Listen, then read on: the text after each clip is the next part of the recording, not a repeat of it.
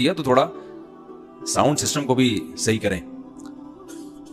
तो अल्लाह ताला ने इतनी किस्म के जानवर पैदा किए, इतनी किस्म के जानवर, उन्हीं को देख ले इंसान तो अल्लाह की कुदरत पे ईमान ले आता है। देखो, हमने 2 टांगों पे चलने वाला इंसान देखा, अगर और मखलूक ना देखी होती तो हम कहते चलने के लिए जमीन पे 2 टांगे चाहिए। अल्लाह ने 4 पांव पे चलने वाले चौपाई पैदा कर दिए। हम अगर 4 पांव पे चलने वाले जानवरों को देखते तो हम कहते 4 ही टांगे होती। अल्लाह ने 6 टांगों वाले भी पैदा कर दिए, 12 टांगों वाले भी पैदा कर दिए। हम कहते यार ये हर जानवर जो हमें चलता हुआ नजर आ रहा है ये पांव पे चलता हुआ नजर आ रहा है, तो इससे पता चलता है कि चलने के लिए पांव जरूरी है। अल्लाह ने रेंगने वाले जानवर पैदा कर दिए, सांप के तो सिरे से पांव होते ही नहीं और स्पीड देखो पांव वालों से ज्यादा होती है। ऐसा स्पीड से निकलता है कि आप कर्जा खा के ऐसे नहीं भागते किसी का, जैसा सांप बगैर कर्जा खाए भाग जाता है। अच्छा, कोई कितना भी लंगड़ा हो ना, कर्जा खा के भाग जाएगा वो। पाकिस्तान में सिस्टम ये चल रहा है कि अगर लंगड़ा कर्जा खाएगा ना, फिर एक टांग पे इतनी स्पीड से भागेगा कि 2 टांगों वाला उसको पकड़ नहीं सकेगा। सिस्टम है पाकिस्तान में। तो हम देखते हैं रेंगने वाले जानवर। फिर हमने देखा कि भाई जिंदगी के लिए आंखें जरूरी हैं। हर जानदार की आंखें होती है जिससे वो देखता है। एक आध इंसान बगैर आंखों के हो, लेकिन पूरी 9 तो आंखों के बगैर नहीं हो सकती ना, वो तो खत्म हो जाएगी। अल्लाह ने ऐसे जानवर पैदा कर दिए जो विदाउट आइज सारी जिंदगी गुजारते हैं और सदियों से। चमगादड़ को देख लो आप, बगैर आंखों के। इसी तरह ये जो छछूंदर होती है, मैंने बचपन में एक दफा देखा कि एक चूहा आगे आगे और उसकी दुम को पकड़ के पूरी ट्रेन बनी हुई है। एक चूहा आगे आगे बड़ा और उसके पीछे छोटे छोटे चुईयां। मैंने किसी बड़े भाई थे, मैंने भाई ये क्या है, पूरी ट्रेन जा रही है। उन्होंने कहा भाई ये छछूंदर है, ये चूहा नहीं है, इसकी आंखें नहीं होती, इसके बच्चे दुम पकड़ पकड़ के अम्मा के पीछे पीछे चलते हैं।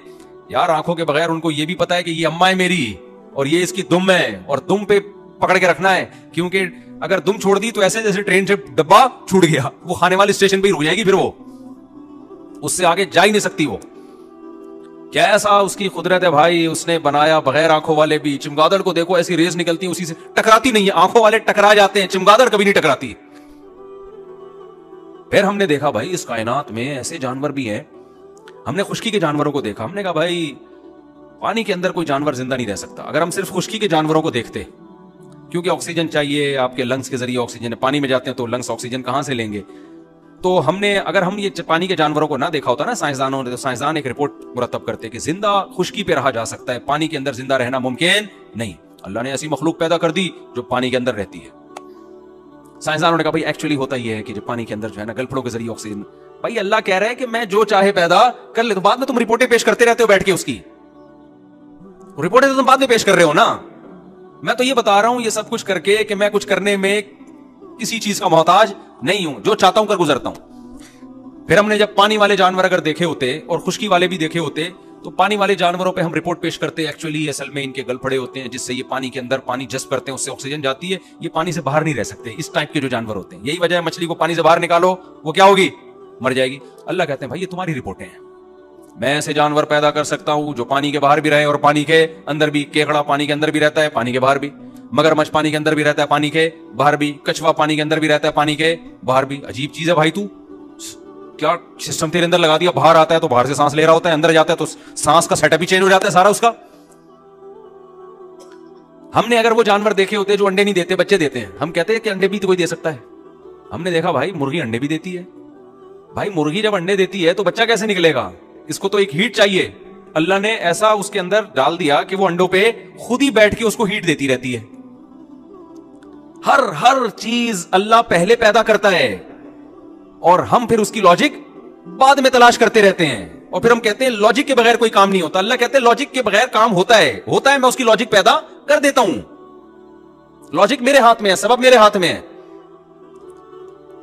फिर हम अगर जमीन पे चलने वाले और तैरने वाले जानवरों को देखते, कभी हमने उड़ते हुए परिंदे ना देखे होते, तो साइंसदान रिपोर्ट पेश करते कि एक्चुअली होता यह है कि जब हम जमीन पे मूव करने के लिए या तो हम स्किन को धक्का देंगे पीछे जाएंगे, या पानी होना चाहिए जिसको धक्का देके आगे चलें, या टांगे होनी चाहिए। अल्लाह ने परिंदे पैदा कर दिए। ले भैया, तभी कुरान में सूरह लुक़मान में अल्लाह ने क्या फरमाया? यख़्लुक़ु मा यशा। सूरह रूम में जो चाहता है पैदा कर देता है। और वो बस फ़ीहा मिन कुल्ली दाब्बा, हर तरह की मखलूक से जमीन को भर दिया उसने, हर तरह की मखलूक से। ऐसी ऐसी मखलूक है, अकल हैरान। आपको पता है हम जब समंदर में डुबकी लगा के जाते हैं, कितना फुट गहरा जा सकते हैं भाई? 2 फुट, 3 फुट, 10 फुट चले जाएंगे। उसके बाद साइंसदान क्या बोलते हैं भाई? पानी का वेट आपके ऊपर पड़ना शुरू। ये जो टाइटैनिक की तलाश में आप 2 अंदर गई थी, ये वापस क्यों नहीं आई? इसलिए कि इसको डिजाइन किया गया था भाई ये इतना वेट पानी का बर्दाश्त कर सकती। पानी का भी एक वजन होता है, जैसे जैसे आप नीचे जाएंगे तो आप वो वजन आपकी बॉडी बर्दाश्त, क्योंकि बहुत दबाव पड़ रहा है ना ऊपर से। क्या ख्याल है भाई? पानी का भी एक वजन होता है कि नहीं होता? आप जब पानी की बोतल, अगर पानी का वजन नहीं होता तो 10 लीटर की बोतल उठा लोगे, 20 लीटर की उठा लोगे, उससे ज्यादा उठा सकते हो? वो बोतल का वजन थोड़ी होता है भाई, वो उसके अंदर पानी का वजन होता है। तो एक हद तक उठाओगे। अगर कोई आपके ऊपर 100 लीटर की बोतल लाके रख दे और आपको किसी और के ऊपर रख दे, फिर वो तो ना आप बचोगे ना वो बंदा बचेगा। क्या ख्याल है? ऐसा ही है कि नहीं है? इतना वेट हो जाएगा आपके ऊपर। तो आप जब समंदर की तह में जाते हो, एक हद तक जा सकते हो, उसके बाद साइंसदान कहते हैं आपकी बॉडी बिचक जाएगी पानी में, मर जाओगे आप, इतना दबाव होगा। तो आप दोजें बनाई ताकि वो दबाव को क्या करें? बर्दाश्त करें। वो आप दोजें करोड़ों रुपए की आबदोज थी, जिसमें टाइटैनिक की तलाश में ये लोग नीचे गए, लेकिन वो आबदोज पानी का बोझ बर्दाश्त नहीं कर सकती। इतनी बेहतरीन आबदोज थी, उनको तो 100% यकीन था कि बर्दाश्त कर लेगी। रक्षे के पीछे लिखा होता है तप्पड़ है तो पास कर वरना बर्दाश्त कर। उस आबदोज पे लिखा हुआ था तप्पड़ है तो पास कर वरना बर्दाश्त कर, नीचे लिखा हुआ था बर्दाश्त कर लेंगे हम।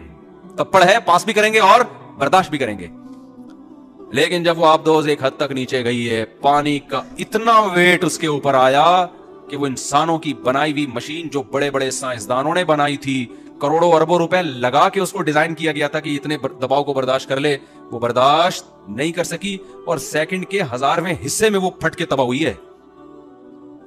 वो ऐसा नहीं हुआ कि आहिस्ता आहिस्ता उसमें क्रैक आया। पहले टाइटैनिक जैसे तबाह हुआ था ना, क्रैक आया और फिर आहिस्ता आहिस्ता, ना ना ना ना, एक धमाका हुआ और मार्केट से शॉर्ट गायब। इतना धमाका। तो हम ये कहते हैं भाई, अगर हमने ये मखलूक देखी होती, आप दोजें देखी होती, हम कहते हैं भाई इससे ज्यादा गहराई में किसी मखलूक के लिए जिंदा रहना मुमकिन नहीं है। अल्लाह ने उससे भी नीचे मछलियां पैदा की हैं जो रह रही हैं। नहीं आ रही खोपड़ी मादरत के साथ, नहीं आ रही समझ में बात? उससे भी नीचे मछलियां हैं जो उससे ज्यादा दबाव बर्दाश्त कर रही हैं। भाई क्या सिस्टम लगा दिया इनके अंदर? इतनी सी मछली है, इतना बोझ ऊपर, कई किलोमीटर पानी ही पानी, वो बर्दाश्त करके कैसे रह रही? और लाइफ सिर्फ रह नहीं रही है, लाइफ को एंजॉय कर रही है। शादियां भी कर रही है, अंडे भी हो रहे हैं, बच्चे भी हो रहे हैं, वलीमे भी, बारात भी, लड़की वाले भी आ रहे हैं, लड़के वाले भी आ रहे हैं, सारे प्रोग्राम चल रहे हैं, कोई प्रोग्राम बढ़ नहीं रहा उनका। हालांकि इतनी गहराई में वो जब गया था ना वो आबदोज, उनका प्रोग्राम तो बढ़ गया। उनका प्रोग्राम बढ़ गया, जो करोड़ों रुपए लगा के गए थे, वो खुद भी बेचारे बढ़ गए, प्रोग्राम भी उनका बढ़ गया। लेकिन जो अल्लाह ने मछलियां पैदा की हैं, ना वो खुद बढ़ रही हैं, ना उनका प्रोग्राम बढ़ रहा है। उनके अंडे बच्चे भी हो रहे हैं, उनकी नस्ल भी बढ़ रही है, उनको खुराक भी मिल रही है, खा भी रही है, लाइफ को एंजॉय भी कर रही है। साइंसदान देख रहे हैं कैमरे लगा लगा के, तो भाई घूम रही है, जा रही है, इतना दबाव, कह रहे हैं सिस्टम असल में ऐसा। फिर साइंसदान क्या कहते हैं? एक्चुअली असल में जब साइंसदान से पूछा जाए ना, भाई तुम तो कहते थे इतना दबाव आप दोस्त बर्दाश्त नहीं कर सकती, मछली कैसे बर्दाश्त कर रही है? तो ये तो अल्लाह बता रहा है कि मैं सब कुछ कर सकता हूं। साइंस कहते हैं एक्चुअली असल में इनके बॉडी के अंदर जो है ना, ऐसे कुछ सिस्टम लगा हुआ है कि ये उनके वेट को जीरो कर देता है या फला फला ढिमकाना कर देता है। भाई ये लॉजिक तो आप काम होने के बाद बयान कर रहे हो। ठीक है, कुछ ना कुछ होगा अंदर, सिस्टमेटिक, हर चीज सिस्टमेटिक है इस कायनात। सिस्टम को बनाने वाला तो कोई होगा ना। आपने जब करोड़ों साल के बाद जाके इंसान ने इतनी तरक्की की है कि ऐसी आप दोस्त बनाए जो इतने किलोमीटर नीचे जाए, उसकी भी गारंटी नहीं है। वो खुद ब खुद नहीं बनी, तो कौन है जिसने ऐसी मछलियां पहले से पैदा कर ली जो उससे ज्यादा दबाव बर्दाश्त कर रही? हर मखलूक को लाइट चाहिए, ये रिपोर्ट है। हर मखलूक को क्या चाहिए? सनलाइट। अंधेरे में नहीं जी सकते। एक हद तक अंधेरा होगा, उसके बाद इंसान तो बावला होना शुरू हो जाता है। हमारे यहाँ जो बावले होते हैं ना मादरत के साथ लोग, वो लोड शेडिंग की वजह से ज्यादा होते हैं। अल्लाह की तरफ से तो सूरज है। और गोरों में जो बावले होते हैं वो 6-6 महीने बाद सूरज ही नहीं निकलता यूरोप में, उससे क्या हो जाते हैं। मैं 15 दिन यूरोप में रह के आया, बावला होने से पहले मैं भाग आया। मैं सर्दियों में चला गया था, क्योंकि यूरोप में मैं जब पिछले दिसंबर में मैं यूरोप में था। वजह उसकी है कि 4-5 घंटे का दिन हो रहा है, 3:15 बजे मगरिब की नमाज हो रही है, 9:15 बजे फजर हो रही है। इतनी लंबी रात, अबे भाई दिमाग क्या होने लगा, बंद। नॉर्वे जाने का मुझे बहुत शौक था, तो मैं नॉर्वे पहुंचा हूं, वही 9 बजे सूरज निकल रहा है, 3:15 साढ़े 3 बजे मगरिब हो रही है। फिर 3:30 बजे से जो लेके सूरज मार्केट से शॉर्ट होता है, अंधेरा, ना दोपहर के खाने का पता चल रहा है, ना रात के खाने का पता चल रहा है। मैं पूछ रहा होता था, हम नाश्ते की नियत करें भाई, डिनर की नियत करें, लंच की नियत करें। एक दफा हमने सूरज गुरूब होने के बाद खाना खाया, मैंने कहा ऐसा करो नाश्ते की नियत करते हैं, चाय पराठा ले आओ। तो आदमी पागल होगा ना थोड़े दिनों में, क्या ख्याल है? सूरज ही नहीं है। 1 दिन 2 दिन 4-5 दिन गुजरे, मैंने कहा भाई मुझे वापस जाना है, मैं गर्मियों में आऊंगा, मैं गलत टाइम पे आ गया। तो कितनी बड़ी अल्लाह, जब मैं कराची पहुंचा हूं ना, अरे भाई सूरज टिमटिमा रहा था। सर्दियों का सूरज तो कराची का बड़ा ही मजे का होता है, ये मजे तो पंजाब में भी नहीं मिलते आपको। दिन होता है और फिर ऐसी ठंडी धूप होती है मजे की। तो ये अंधेरा, अंधेरे भाई रोशनी, रोशनी चाहिए। हर मखलूक को क्या चाहिए? रोशनी।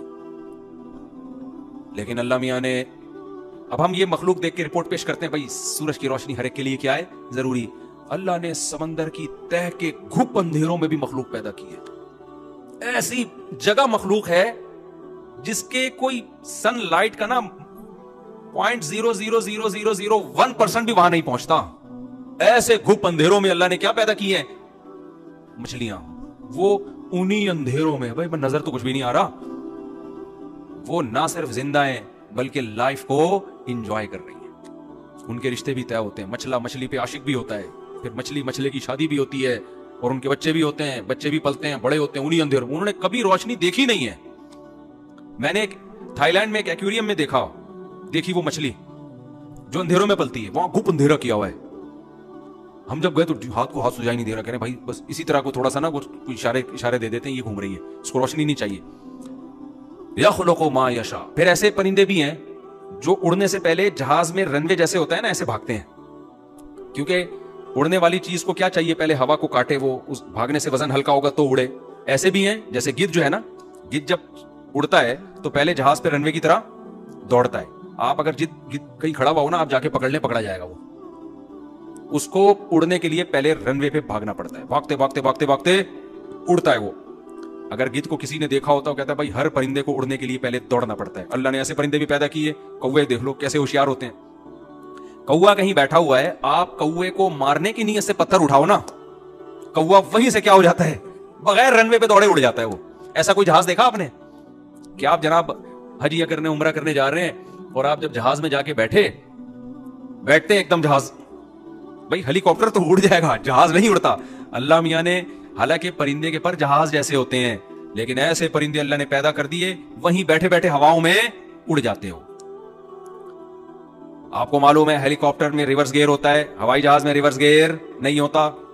लेकिन अल्लाह मियां ने परिंदों के पर हवाई जहाज जैसे बनाए, बल्कि हकीकत में यह है कि हवाई जहाज परिंदों को देख के बनाया गया है। लेकिन ऐसे परिंदे भी हैं जो हवा में रिवर्स भी होते हैं। आपने मक्खियां देखी होंगी, मक्खियां उड़ रही होती हैं, आगे भी जा रही हैं, पीछे भी आ रही हैं। हैरान होता भाई तू किस हिसाब से आप उड़ रही हो? पहले आगे जा रही थी, अब कौन सा गियर लगाया कि एकदम पीछे हो जाए? एक सेकंड में पीछे, आगे आगे, इस तरह से हो रही होती है। यख़्लुक़ु मा यशा। कुरान कहता है जो चाहता है पैदा करके दिखाता हूं। दूध वाले जानवर जो बच्चों को दूध पिलाते हैं, बाजरा खिलाते हैं, मैं तो मुर्गियां बहुत पालता हूं ना, सुबह शाम अल्लाह की कुदरत के नमूने मुर्गियों में नजर आते हैं हमें। कमाल है, इधर चूजा पैदा हुआ, मुर्गी क्या करती है? जैसे ही दाना डालो ना, मुर्गी खाती नहीं है, फौरन दाना चबाएगी और नीचे फेंकना शुरू कर देगी। यार उसके दिल में ऐसी ममता। पहली दफा भी बच्चा देगी ना तो यही हाल होगा उसका। पहली दफा में किसने बताया? भाई इंसान तो अपने बड़ों से सीख लेता है, सोसाइटी से सीख लेता है। आप मुर्गी को सब मुर्गियों से अलग करके बंद कर दो, वही प्रोसेस होगा। अंडा देगी, अंडों पे बैठेगी, उसको घुमाती रहेगी 12-12 घंटे से, ताकि चारों तरफ से हीट मिले। 21 दिन के बाद चूजे निकलना शुरू होंगे तो एकदम अंडे छोड़ नहीं देगी। उसको पता है अभी एक की रिपोर्ट आई है, बाकी की रिपोर्टें क्या है? बाकी हैं। सबको सेको, सबसे चूजे निकलेंगे। उसके बाद जब दाना रखोगे, कितने दिन से भूखी है, सही तरह पेट भर के नहीं खाया, लेकिन दाना तोड़ तोड़ के फौरन क्या करेगी? चूजों को डालना शुरू कर देगी। कहां से सीखा भाई? साइंसदान इसकी लॉजिक पेश करते हैं। एक्चुअली होता यह है कि ये जो है ना, इनकी जीन्स में और डीएनए में ये चीजें शामिल हो जाती हैं। और तुम्हारे मामू ने शामिल की है इनके डीएनए में ये चीजें। किसी की फुप्पो आई थी जो इसके डीएनए में ये चीजें शामिल करके गई है। कहते हैं इवॉल्व हुआ है, ये इवॉल्व ऊपर से चला रहा है। भाई ये इवॉल्व के सॉफ्टवेयर किसने डाल दिए इनके अंदर? इवॉल्व के अगर हुआ है तो किसने डाल दिया इनके अंदर ये सॉफ्टवेयर? खुद ब खुद ही होता जा रहा है। ओ भाई खुद ब खुद कुछ नहीं हो रहा।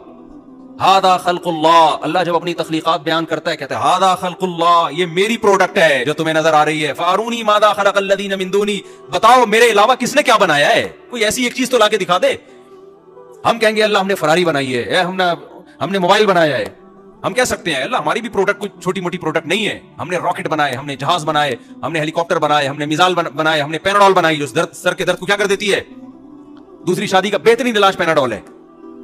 मेरे पास जो भी आता है ना, मैं दूसरी शादी करके पछता रहा हूं और सर में दर्द हो रहा है, भाई 2 गोली पैनाडोल खाओ, सर में दर्द क्या हो जाएगा? खत्म हो जाएगा। हमारी इजाद क्या है? मोबाइल है। यहां से बैठो अमेरिका में बात करो। अल्लाह कहते हैं हादा खल्कुल्लाह, मैंने अपनी प्रोडक्ट तुम्हें बता दी है, बताओ मेरे अलावा उन्हें क्या बनाया है। हम रोबोट पेश कर सकते हैं, क्या ख्याल है? हम मोबाइल पेश कर सकते हैं। फिर अल्लाह बज़बान हाल हमें बताएगा कि इसमें तुम्हारी कोई इजाद नहीं है। इजाद किसे कहते हैं? किसी चीज को अदम से वजूद में लाना। तुमने इजाद कुछ नहीं किया, तुम मुत्तले हुए हो बहुत सारी चीजों पर, पहले से थी वो, तुम्हें नजर आ गई। देखो मैं इसकी एक मिसाल देता हूं। कुत्ता जो है ना, कुत्ता, आपने क्या किया? कुत्ते को सुधाया शिकार के लिए। अब कहीं शिकार नजर आया, आपने कुत्ते को बिस्मिल्लाह अल्लाहु अकबर पढ़ के छोड़ा, कुत्ता गया और जानवर पकड़ के आपके पास ले आया। आप सोसाइटी को बता रहे हैं ये कुत्ता मेरी प्रोडक्ट है, ये मैंने इजाद किया है। ये बात दुरुस्त होगी? नहीं भाई, ये पहले से मार्केट में मौजूद था। आपको पता चल गया कि इसको इस तरह से सुधाया जा सकता है, काबू में लाया जा सकता है। पहले ये बेकाबू था, इसको सुधाए। बिल्ली को नहीं सुधा सकते आप, ये इसमें सुधाने के सॉफ्टवेयर पहले से कुदरत ने इंस्टॉल किए हुए हैं कि इसको ट्रेनिंग दी जा सकती है। ये पहले से है, ये बनाया नहीं है आपने, आप इसके मूजिद नहीं हो। आप बिल्ली को क्यों नहीं सुधा देते? आप मुर्गों को क्यों नहीं सुधा देते? कुत्ते को क्यों सुधाया जा रहा है? ओ भाई, उसके अंदर तरबियत के सॉफ्टवेयर अल्लाह ने पहले से इंस्टॉल किए हुए इंसान की खिदमत के लिए। आप इस पर मुत्तले हो गए कि यार तजर्बा करके देखा मुख्तलिफ जानवरों पर, किसी को कोई नहीं सीखता, कुत्ता सीख जाता है, उसको आपने सुधा लिया। तो आपने इजाद नहीं किया, आप एक चीज पर मुत्तले हो गए हैं। तो इतला भी एक कमाल की चीज है। ये भी जो तजर्बा करते हैं, प्रैक्टिस करते हैं, मेहनत करते हैं, वो इन चीजों पर मुत्तले होते हैं। लेकिन आप मूजिद नहीं है, आप क्रिएटर नहीं है। मोबाइल में भी यही हुआ है मेरे भाई, मोबाइल इंसान की इजाद नहीं है। हम जो यहां से बात करते हैं ना, बटन दबाएंगे और फौरन अमेरिका हमारा राब्ता हो जाएगा। तो हमारी बात वो रेज है जो सेकंडों में यहां से वहां हमारी बात को अपने कंधों पे सवार करके पहुंचा देती। वो रेज इस कायनात में पहले से मौजूद थी। साइंसदान उन रेज पर मुत्तले हुए हैं कि यार हवाओं में ऐसी शुआएं घूम रही हैं कि इन शुआओं, जैसे हवाओं में जहाज घूम रहे हैं ना, गधे घोड़े घूम रहे हैं, हम गधे घोड़े पे बैठ के पहुंच जाते हैं। अब देखो, एक आदमी ने कराची से जाना है हैदराबाद, पुराने जमाने में फर्ज करें। अब हैदराबाद जाने का एक तरीका ये पैदल निकल जाए वो, लेकिन उसने देखा यार घोड़े गधे घूम रहे हैं। उसको एक बंदा जंगल गया, उसने देखा यार एक घोड़ा है भी है, गधा भी है, ज़ेबरा भी है, शेर भी है। उसने तजर्बे करना शुरू कर दिए कि कौन सा जानवर ऐसे जिसकी पुश्त पे बैठूंगा तो वो मुझे तगड़ तगड़ हैदराबाद 8 घंटे का सफर 2 घंटे में करा देगा। उसने तजर्बा किया तो उसने देखा यह घोड़ा एक ऐसी चीज है जो कंट्रोल में आ सकता है। गधा भी आ सकता है लेकिन उसकी स्पीड स्लो है, घोड़ा भी आएगा लेकिन उसकी स्पीड क्या है? तेज है। ऊंट भी आएगा, उसकी स्पीड तो कम है लेकिन वेट ज्यादा उठा लेगा वो। ज़ेबरा नहीं आता कंट्रोल में, शेर कंट्रोल में नहीं आएगा, चीता कंट्रोल में नहीं आएगा। तो उसने एक रिपोर्ट पेश की, भाई घोड़ा गधा पहले से मार्केट में, ऊंट घोड़े गधे ये पहले से मौजूद है, इससे ये काम लिया जा सकता है। गधे से लोड ज्यादा डाला जा सकता है, ऊंट पे तो पूरा खानदान आ जाएगा आपका, 4 बीवियां आ जाएंगी उसके ऊपर, माजरत के साथ खवातीन से। तो और आप फिर उस पे नहीं आएंगे, ये ध्यान में रखना, क्योंकि चारों जब एक जगह आ गई तो फिर आप वहां नहीं आ सकते। जैसे लोग कहते हैं ना 4 बीवियों को घर में रख सकते हैं, मैं कहता हूं आप 4 को रख सकते हैं लेकिन फिर आप उस घर में खुद नहीं रह सकते। आप 4 को अगर आपने उस घर में रख लिया तो अब आप उस घर में नहीं रह सकते, फिर आप कहीं और इंतजाम करें, या तो आप 4 को रख लें या खुद रह लें वहां पे। तो खैर, अब आपने क्या किया भाई, आप उस घोड़े को पकड़ के ले आए कि यार ये एक ऐसी चीज है जो पहले से पैदा हुई भी है। इस पे हमने रिसर्च करके पता चला कि इस पे बैठ के हम कराची से हैदराबाद 4 घंटे में पहुंच सकते हैं। तो ये जो रेज है ना, जो मोबाइल के जरिए हम जो बात करते हैं, जो रेज हैं हमारी बात को यहां से वहां सेकंडों के भी 10वें हिस्से में पहुंचा देती हैं। ये रेज साइंसदानों ने इजाद नहीं की है, ये इजाद करना किसी के बस में है नहीं, ये पहले से मौजूद थी। साइंस तजर्बे करती रही और वो रेज आहिस्ता आहिस्ता दरियाफ्त होती रही। जैसे एक साइंसदान ने पानी पे सुई रखी ना, तो देखा घूम घूम के एक ही तरफ को जा रही है, नॉर्थ और साउथ की तरफ जा रही है। उसने कहा यार ये क्या मजाक है, इसको कौन बता रहा है? तो पता चला भाई दरियाफ्त हो गई ना, नॉर्थ और साउथ पे क्या है, मकनातीसी रेज हैं, और वो 360 साल में क्या करती है, अपना चक्कर मुकम्मल करती हैं। तो उन मकनातीसी रेज से बहुत सारे फायदे उठाना शुरू कर दिए।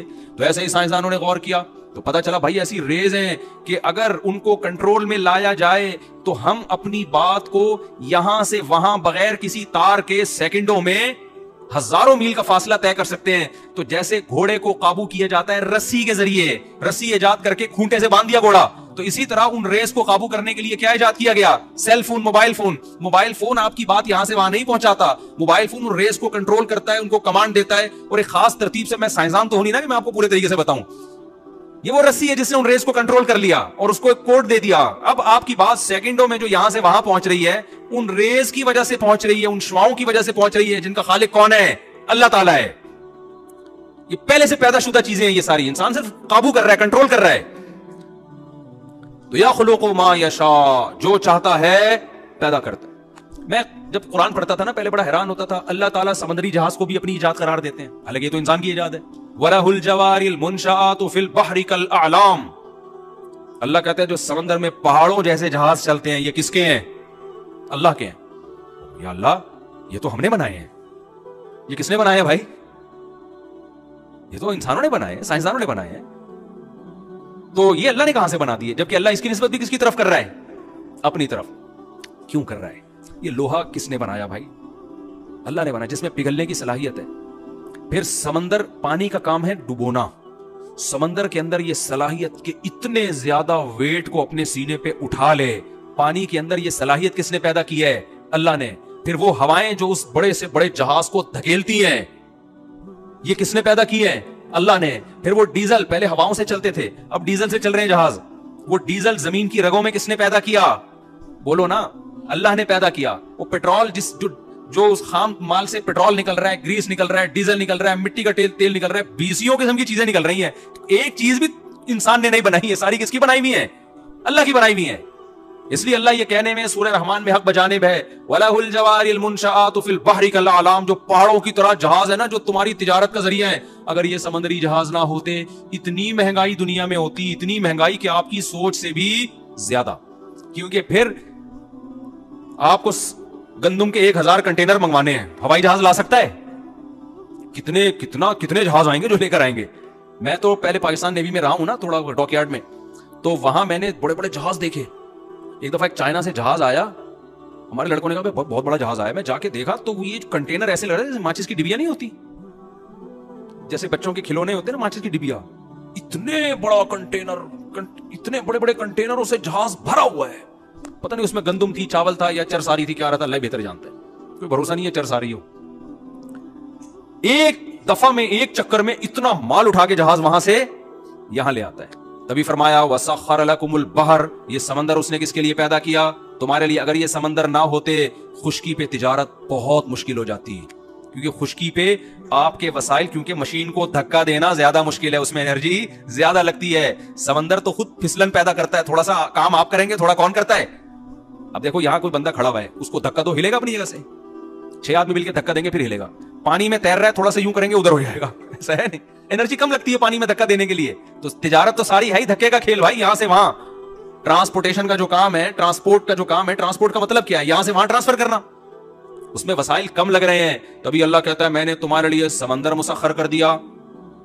अगर ये समंदर ना होता, इंसान के लिए जिंदगी मुमकिन ना होती। अब साइंसदानों ने देखा इतना बड़ा समंदर, पहले इतना ख्याल नहीं था इतना बड़ा समंदर है। जब चांद पे गए हैं तो, या खला में गए तो जाके देखा तो समंदर ज्यादा है, खुश्की इसमें क्या है? 3 हिस्से पानी है, एक हिस्सा क्या है? खुश्की। पता चला कि भाई ये 3 हिस्से पानी जरूरी है, क्योंकि जितनी बारिशें जमीन को चाहिए ना, जितनी खुश्की है उसके लिए जितनी बारिशें चाहिए, उसके लिए समंदर इतना बड़ा जरूरी है। समंदरी तो पानी प्रोवाइड करता है। और मैं बार बार एक टॉपिक छेड़ता हूं, ये जो कहते हैं ना 2 बच्चे ही अच्छे, रिस्क कम पड़ जाएगा, वसाइल। सिर्फ एक समंदर ही ऐसा है जो अभी आबादी 6 अरब हो रही है ना, ये अगर 6 गुना भी बढ़ जाए, 36 अरब भी हो जाए, खाली समंदर ही रिस्क की कमी पूरी करने के लिए काफी है। उसी में इतना कुछ पड़ा हुआ है। और अल्लाह का निजाम, अल्लाह ने ऐसा सिस्टम बनाया है कि जमीन के वसाइल को जितना इस्तेमाल करेंगे, वो वसाइल ताजा होते रहेंगे। जहां इस्तेमाल करना छोड़ा, बर्बाद। मिसाल के तौर पर, अब आपने क्या किया? समंदर से शिकार छोड़ दिया कि वसाइल कम है हमारे पास, थोड़ा सा अगली नस्ल के लिए मछलियों को रखो। मछलियां बढ़ेंगी ही नहीं, क्योंकि बड़ी मछली छोटी मछली को क्या करेगी? खा जाएगी। बड़ी मछली क्या करेगी? छोटी, वो ग्रोथ रेशो उनका उसी हिसाब से क्या हो जाएगा? आप शिकार करके बड़ी मछलियों को खाओगे ना जब, तो बड़ी मछलियां छोटी को खाने के लिए वाली बचेंगी नहीं, वो छोटी क्या हो जाएंगी? वो खुद ही बड़ी होंगी। आप नहीं खाओगे तो वो खा जाएंगी। तो बेहतर नहीं है कि बच्चे पैदा करके इंसानों को खिला दो? क्या ख्याल है? इसी वजह से शिकार में ये पाबंदियां लगती है कि बड़ी बड़ी मछलियों को पकड़ो, छोटे बच्चों को छोड़ दो। लेकिन हमारे यहाँ बहुत बारीक जाल के शिकार इस्तेमाल होते हैं इल्लीगल काम में। अल्हम्दुलिल्लाह अल्लाह ने हमें बहुत बड़ा मकाम अता फरमाया। यार तुम बड़ा जाल लगा लो, बड़ी मछलियों को खा जाओ, छोटियों को बड़ा होने दो, वो कल खा लेना उनको। लेकिन नहीं, मैं तो गया हूं ना शिकार पे, समंदर में जाता रहता हूं, मछेरे सारे इलीगल काम कर रहे होते, इतना छोटा जाल लगाते हैं कि आपको मछलियां चाहिए और उसमें मछली के अलावा भी 20 किस्म की मखलूक जो कल मछली की खुराक बनती वो भी निकलती है और उसको आप बाहर फेंक के खत्म कर देते हो। इसी वजह से हम तरक्की ना कर रहे हैं और ना अल्हम्दुलिल्लाह करने का हमारे यहां कोई दूर दूर का इम्कान है। जापान का तो हमने बड़ा सुना हुआ है ना दुनिया में, जापानों उनमें मजहब ना होने से तो तबाह हो गए वो लोग, मजहब ना होने से तो वो बेचारे इतना कुछ करके भी, लेकिन कुछ क्वालिटियां दुनिया की कौमों में बहुत ज्यादा है। इलीगल काम का तस्वुर नहीं है, इलीगल काम का। मेरे एक दोस्त थे, उन्होंने मुझे बताया कि वो हलाल, जापान में कोई इदारा था जो हलाल स्टैंप लगाता था गोश्त पे। मैंने कहा यार ये अमेरिका में भी हलाल के ठप्पे लग रहे हैं, थाईलैंड में भी लग रहे हैं, कोई भरोसा नहीं होता कि हलाल है भी या नहीं है। उसने कहा मुफ्ती साहब जापान में अगर किसी गोश्त पे हलाल का ठप्पा लग गया ना, सऊदिया का ठप्पा मशकूक हो सकता है, जापान का ठप्पा मशकूक नहीं हो सकता, क्योंकि इल्लीगल काम का वहां तस्वुर नहीं है। वो ये कहते हैं जापानीज गैर मुस्लिम होने के बावजूद कि अगर हम हलाल का ठप्पा लगाएंगे ना तो मुसलमान स्कॉलर्स की नजर में जो बिल इत्तिफाक जो गोश्त हलाल होगा ना उसी को सर्टिफिकेट मिलेगा। जहां शक पैदा हो जाएगा जापान ठप्पा नहीं लगाएगा, ना लगाने देगा। काश हम लोग भी कानून के मामले में ऐसे हो जाएं। हमारे यहां इल्लीगल, एकदम हमें शिकार के लिए क्या, वो क्या कर रहे हैं, बंदूक से गोली मार रहे हैं या करंट देके ना नहर पे शिकार कर रहे हैं। मुझे उन्होंने बताया कि ये इल्लीगल है। मैंने कहा इल्लीगल है तो क्यों कर रहे हो? कह रहे यार छोड़ो, इल्लीगल से क्या होता है। हो क्या रहा था, जब वो करंट से मार रहे हैं, आपको खानी मछली है और हर मखलूक रही है पानी की, जो पानी में जिंदगी बरकरार रखने के लिए जरूरी है। तो ये कानून तो भाई आप ही के फायदे के लिए है ना, क्यों इल्लीगल काम कर रहे हो?